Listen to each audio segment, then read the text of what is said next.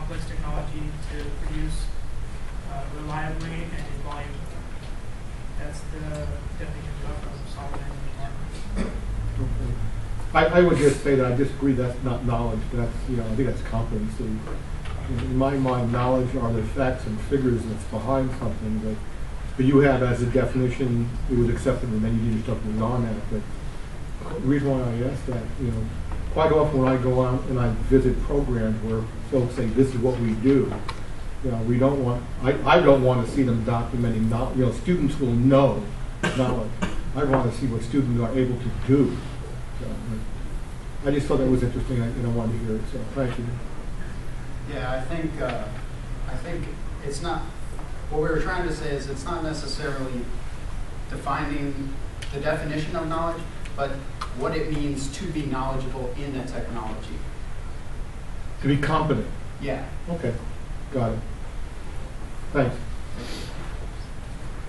Has autodesk not addressed this issue? Everything that we found, there do exist third-party softwares to convert softwares like Polytrans that can actually convert files from Maya to Max.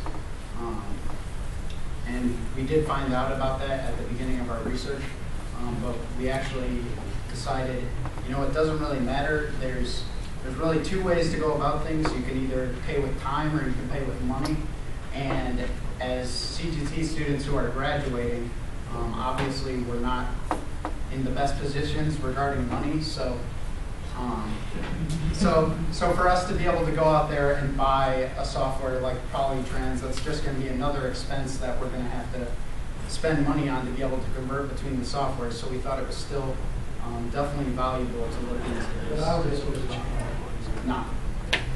I was curious if there was anything you found out about this issue, because I was going to see that Windows software was the concern. Yeah, I would say so.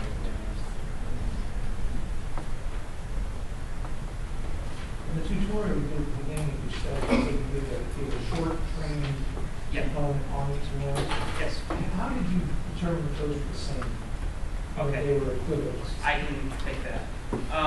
So we based the tutorial off of, I believe it was Learning Autodesk Maya 2008, which was by a fellow with last name of Guidon. I'm not sure how to pronounce his name. But that's where we based the tutorials from. We made the Maya tutorial first. And all the definitions and everything, how we explained the interface was basically taken right out of that book. And so for the Mac side, we just mimicked that. I basically took his tutorial, looked at all the images he had, and just, if there was a screenshot of Maya, and that's one of our pictures from early on, if there was a screenshot of Maya, and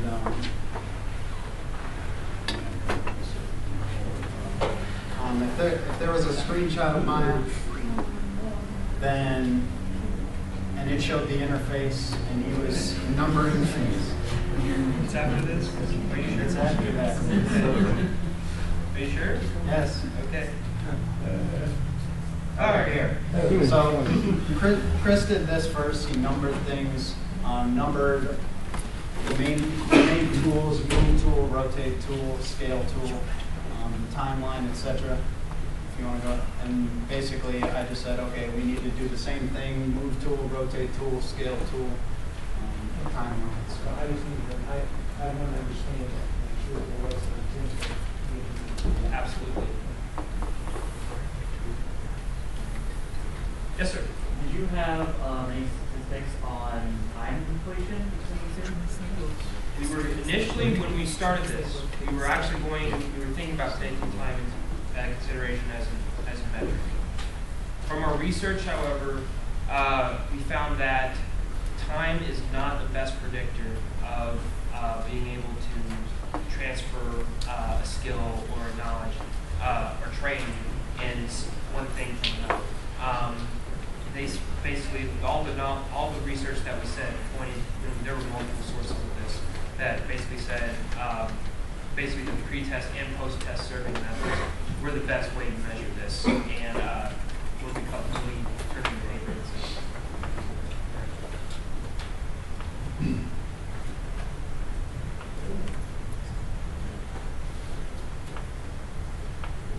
The emerging technology thing, I don't even think you need to say anything about the presentation, but I do have a question about what happened, why didn't you use it?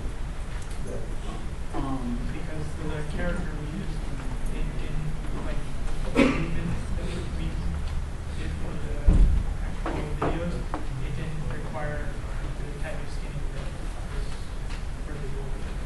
Yeah, our character was inorganic. Right. That type of skinning is for if you have a character that actually has like skin. So if we would have had an organic character, we could have actually used it. But since it was inorganic, we couldn't really use it. So do you have confidence in that, and you guys feel comfortable, you said you had to write something for Max to make it work, is that right? Yeah, there's additional features code that has to be loaded in Max Door to get similar results. In Maya, it's already built in. And do you have a source for that? Or do you- Yeah. There's third-party applications available for Macs. Okay, so it wasn't something like you were writing your own macro? Oh. Okay. All right.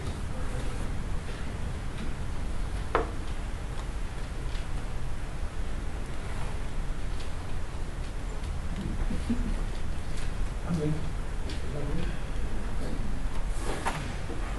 Thank you, Bill. Appreciate that.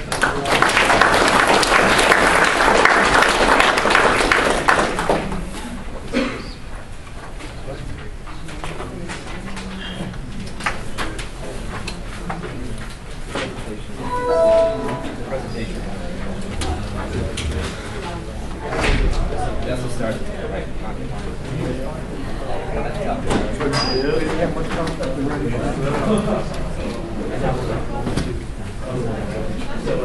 I've known him for years in Santa Cruz, Missouri.